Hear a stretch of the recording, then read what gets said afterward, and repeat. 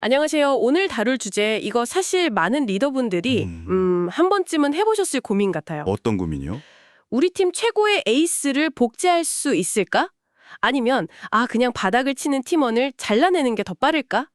거의 모든 리더가 이 갈림길에 서게 되죠. 맞아요. 성과를 내야 하니까요. 그런데 오늘 우리가 함께 파고들어볼 제럴드 J. 와인버그의 명저, 퀄리티 소프트웨어 매니지먼트, QSM에서는요. 네. 바로 그 질문 자체가 함정이라고 말합니다. 함정이라니? 그거 흥미로운데요. 오늘 다룰 부분이 바로 그 QSM 3권 1부의 9장, Differences as Essence, 차이를 자산으로 만드는 법에 대한 이야기죠. 네, 맞습니다. 와인버그는 최고의 팀을 만드는 비결이 누구를 내보내느냐, 이게 아니라는 거예요. 그럼 뭐죠? 최고의 성과를 내는 사람에게서 뭘 배우고 그걸 어떻게 퍼뜨리느냐, 여기에 달려있다고 강조하죠. 오늘은 바로 그 두 가지 접근법이 조직을 어떻게 완전히 다른 결과로 이끄는지 한번 깊이 들어가 보겠습니다. 좋습니다. 그럼 대부분의 관리자들이 저지르는 첫 번째 실수, 바로 그 선별 모델부터 시작해 볼까요? 팀을 강하게 만들겠다는 건데 사실은 팀을 망가뜨리는 가장 빠른 길일 수도 있다고요. 네, 바로 선별에 의한 권리, 매니지먼트 바이 셀렉션입니다. 이 모델은 아주 단순하고 뭐랄까 그럴듯 보이는 두 가지 잘못된 믿음에서 시작해요. 잘못된 믿음이요? 네, 첫째, 프로그래머는 만들어지는 게 아니라 태어나는 거다. 그리고 둘째, 모든 기술 인력은 하나의 잣대로 줄 세울 수 있다. 하나도 비슷한 맥락이고요. 그래서 이 믿음을 따르면 관리가 어떻게 되는 건가요? 아주 간단해지죠. 일단 실력이 부족한 사람들을 쭉 줄 세웁니다. 순위를 매겨서요. 네. 그리고 가장 낮은 점수를 받은 사람부터 해고하는 거죠. 이걸 계속 반복하면 언젠가는 팀 전체의 평균 실력이 올라갈 거라는 아주 기계적인 논리예요. 근데 그게 겉으로 보기엔 되게 합리적으로 들리거든요. 가장 약한 고리를 계속 제거하면 사슬 전체가 강해질 테니까요. 그렇죠. 근데 이게 왜 팀을 망가뜨리는 길이라는 거죠? 여러 가지 부작용이 한꺼번에 터지기 때문입니다. 우선 사람을 내보냈으니까 계속 새로 뽑아야 하잖아요. 그렇죠. 그런데 업계에 저 회사는 사람 쉽게 자른다더라. 이런 소문이 나면 어떻게 될까요? 진짜 실력 있는 사람들은 지원조차 안 하겠네요. 바로 그거죠. 오히려 실력이 애매한 사람들만 남게 될 수도 있어요. 잠시만요. 근데 그건 좀 이상적인 것 같기도 한데요. 현실적으로 정말 실력이 너무 떨어져서 팀 전체의 발목을 잡는 사람도 분명히 있잖아요. 물론이죠. 아주 중요한 지적입니다. 그런 경우에도 이 선별 모델이 무조건 나쁘다고만 할 수는 없지 않나요? 와인버그가 말하는 건 절대 해고하면 안 된다가 아니에요. 해고가 관리자의 유일한 혹은 가장 첫 번째 도구가 되어서는 안 된다는 거죠. 이건 가장 쉬운 길처럼 보이지만 사실은 가장 게으른 관리 방식이거든요. 더 큰 문제는 이게 조직에 퍼뜨리는 공포 문화예요. 그 다음은 내 차례인가 하는 불안감이요? 네, 바로 그거죠. 그런 공포 분위기 속에서는 누구도 새로운 시도를 하려고 하지 않아요. 그렇죠. 자기 약점을 솔직하게 드러내고 동료에게 도움을 청하는 건 상상도 못할 일이죠. 모두가 방어적으로 변하고 딱 자기 할 일만 하게 됩니다. 결국 조직 전체의 학습과 성장이 멈춰버리는 거군요. 네, 멈춰버리는 겁니다.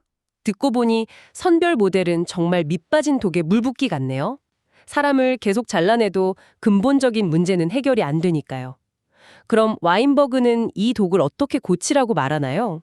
다른 방법이 있겠죠? 네, 그 대안이 바로 체계적 개선에 의한 관리, Management by Systematic Improvement입니다. 체계적 개선.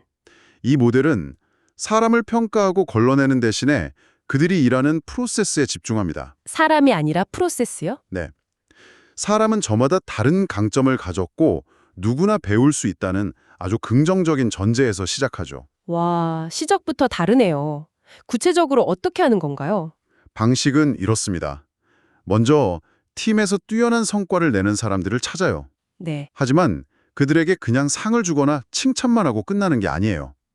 그들이 어떻게 일하기에 그런 성과를 내는지, 그들만의 노하우, 즉 프로세스를 집요하게 분석하는 거죠. 아하. 그리고 그 최고의 프로세스를 교육, 기술 리뷰, 멘토링 같은 방법으로 팀 전체에 퍼뜨리는 겁니다. 그러니까 저 사람처럼 되라라고 다그치는 게 아니라 저 사람이 쓰는 최고의 무기를 우리 모두 갖게 해주자 이런 거군요. 정확합니다. 핵심은 학습과 공유에 있어요. 나쁜 사람을 찾아내서 비난하는 게 아니기 때문에 팀의 심리적 안정감이 생기죠. 네네. 이 책에서 제가 가장 좋아하는 문장이 바로 여기서 나오는데요. 기술 리뷰, 즉 코드 리뷰의 가장 큰 이점이 뭔지 아세요? 뭔가요? 잘못된 코드를 쓴 사람을 잡아내는 것, 이게 아니라는 거예요. 아, 그게 아니고요. 보통 그렇게 생각하는데. 그렇죠. 그게 아니라 훌륭한 코드를 쓴 사람을 발견하는 것, 여기에 있다는 겁니다. 와, 그건 정말 관점을 완전히 바꾸네요. 보통 코드 리뷰하면 틀린 거 없나 하고 보게 되는데. 맞아요. 하지만 저 사람 코드에서 내가 배울 점이 뭘까? 라는 시선으로 보면 완전히 달라져요. 제가 당신의 코드에서 기가 막힌 아이디어를 발견했다고 쳐보죠. 네. 그럼 저는 나는 왜 저 생각을 못했지? 라고 자책할 필요가 없어요. 그냥 그 좋은 방법을 제 코드에 조용히 그리고 안전하게 적용하면 되는 거예요. 아, 이런 문화가 바로 조직의 학습 속도를 폭발적으로 높이는 엔진이 되는 거죠. 정말 중요한 관점이네요. 그럼 이 차이, difference가 구체적으로 어떤 것들을 의미하는지 사례를 통해 좀 더 깊이 들어가 보죠. 첫 번째가 문화, 컬처인데 홍콩에서 온 개발자 초의 사례가 아주 충격적이었어요. 네, 관리자 입장에선 정말 황당한 상황이었을 겁니다. 유능한 개발자인 초우가 계속해서 업무 지시를 거부하니까요. 네네. 결국 불복종을 이유로 해고 절차까지 밟고 있었죠. 그런데 알고 보니까 그 이유가 완전히 다른 데 있었잖아요. 맞습니다. 초호는 박사 과정을 계속 공부하고 싶었는데 가족에 대한 책임감 때문에 차마 회사를 그만두겠다. 이 말을 못했던 거죠. 네, 초우의 문화적 배경에서는 스스로 그만두는 건 가족 부양의 의무를 저버리는 개인적인 불명예가 될 수 있었어요. 아, 하지만 회사에서 해고를 당하면 이야기가 달라지죠. 어떻게 달라지죠?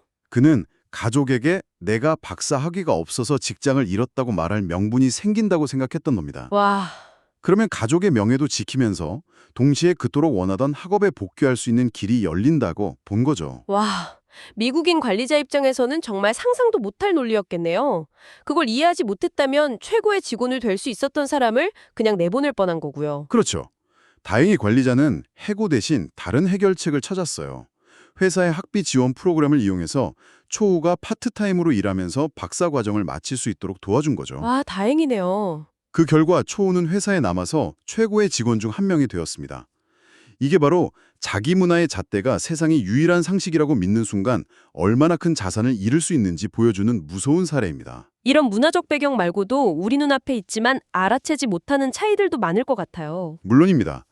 이런 보이지 않는 벽은 국적뿐만 아니라 성별, females and male 사이에도 존재하죠. 네. 책에서는 언어학자 데보라 테넌의 연구를 인용해서 아주 흥미로운 사례를 보여줍니다.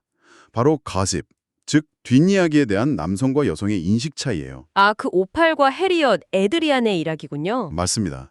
여성 동료 둘이 다른 팀원에 대해 이야기하는 걸 남성 동료인 에드리안이 험담이라며 비난하는 상황이죠. 네. 그런데 정작 에드리안 자신은 고객의 단점에 대해서 동료들과 신나게 이야기하거든요. 하하, 그렇죠. 이걸 본 여성 동료들은 이건 위선 아니냐면서 갈등이 터지게 됩니다. 저는 이 부분이 정말 흥미로웠어요.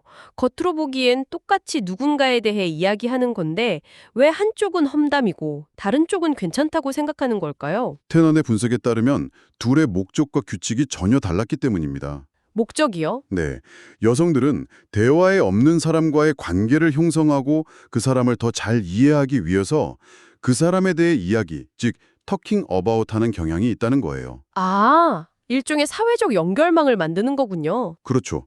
반면에 남성들은 힘의 우위를 점하거나 불균형을 바로잡기 위해서 그 사람을 깎아내리며 이야기, 터킹 어게인스트 하는 경향이 있고요. 아, 그래서 에드리안은 네, 에드리안의 규칙에 따르면 누군가에 대해 말하는 건 상대를 공격하는 행위였던 거죠. 그래서 그는 오팔과 해리엇이 팀원을 공격하고 있다고 생각한 겁니다. 하지만 여성 동료들은 네, 그 팀원을 더 잘 이해하기 위한 정보를 교환하고 있었을 뿐이고요. 서로 다른 게임의 룰을 상대에게 들이댄 셈이에요. 결국 누가 옳고 그르다의 문제가 아니군요. 그저 서로 다른 언어를 쓰고 있었을 뿐이라는 거네요. 맞습니다. 이런 오해가 쌓이면 사람들은 이걸 성격 차이나 능력 문제로 착각하기 쉬워요. 아, 바로 이 지점에서 많은 조직이 슈퍼 프로그래머스라는 또 다른 환상에 빠지게 되죠. 자연스럽게 능력, 어빌리티에 대한 이야기로 넘어가네요. 모든 걸 해결해줄 한 명의 영웅을 찾는다는 그 환상이요. 네, 와인버그는 조직이 슈퍼 프로그래머를 뽑으려다 흔히 저지르는 실수를 세 가지로 정리합니다. 세 가지요. 첫째, 근거도 없이 자기가 슈퍼 프로그래머라고 주장하는 사람을 덜컥 믿는 경우. 둘째, 작은 프로젝트 한두 개 성공한 걸 보고 과대평가해서 뽑는 경우. 이 둘은 거의 항상 실패하죠. 그럼 유일하게 성공하는 세 번째 경우는 뭔가요? 진짜 실력도 있으면서 동시에 자기가 할 수 없는 일은 정중히 거절할 줄 아는 진짜 전문가를 알아보는 경우라고요. 아, 그게 진짜 전문가군요. 그렇죠. 하지만 이 슈퍼 프로그래머 모델 자체가 아주 위험합니다. 첫째, 그런 사람을 어떻게 만들어내는지 아무도 몰라요. 그리고 그 과정에는 엄청난 개인적 희생이 따릅니다. 와인버그는 어떤 프로젝트도 당신의 아이들을 잃는 것보다 가치 있지는 않다고 경고할 정도죠. 와. 둘째, 한 명의 영웅이 모든 걸 해결하는 모습을 보면서 대다수의 평범한 동료들은 소외감을 느끼고 사기적 떨어집니다. 장기적으로는 팀 전체를 병들게 하는 거죠. 그 슈퍼 프로그래머 신화는 왠지 나이, 에이지와도 관련이 깊어 보이네요. 흔히들 떠올리는 이미지가 밤새워 코딩하는 젊은 천재잖아요. 정확히 보셨습니다. 오늘날 IT 업계에 만연한 나이 차별 문화를 꼬집는 부분이죠. 주 7일, 하루 14시간 근무 같은 스타트업 구호가 대표적이에요. 아, 이런 문화는 젊고 건강한 사람에겐 기회처럼 보일 수 있지만 풍부한 경험을 가진 나이든 직원이나 건강이 좋지 않은 직원에게는 명백한 차별이죠. 책에서는 젊음이 에너지를 준다면 나이 듦은 경험을 준다고 말하죠. 맞습니다. 둘 다 조직에 없어서는 안 될 자산이에요. 에너지만으로는 해결할 수 없는 복잡한 문제가 있고 경험만으로는 돌파할 수 없는 기술의 벽이 있습니다. 네. 한쪽의 가치만 강조하는 문화는 결국 조직이 가진 문제 해결 능력의 절반을 스스로 내다버리는 것과 같아요. 비행기가 한쪽 날개로만 날 수 없는 것과 같은 이치죠. 오늘 이야기를 정리해보면 결국 팀의 차이를 해결해야 할 문제로 볼 것인가 아니면 활용해야 할 자산으로 볼 것인가 이 관점의 전환이 핵심이네요. 네, 맞습니다. 사람을 걸러내는 선별 모델에서 벗어나서 최고의 프로세스를 찾아 공유하는 체계적 개선 모델로 나아가야 한다는 거고요. 네. 문화, 성별, 능력, 나이 이런 수많은 다름이 오해의 원인이 될 수도 있지만 그 이면의 규칙과 맥락을 이해하는 순간 오히려 팀의 시야를 넓혀주고 아무도 보지 못했던 해결책을 찾게 해주는 가장 강력한 무기가 될 수 있다는 것. 이게 바로 와인버그의 통찰입니다. 그럼 청취자 여러분께 마지막으로 생각해볼 질문을 던지면서 마무리할 시간인 것 같네요. 네, 빌 파디라는 사람의 말을 인용하면서 질문을 드리고 싶습니다. 그는 이렇게 말했어요. 네. 우리는 우리가 알고 있는 문제에 대해서만 일합니다. 따라서 우리가 모르는 문제야말로 통제 불능으로 커질 최고의 기회를 갖게 됩니다.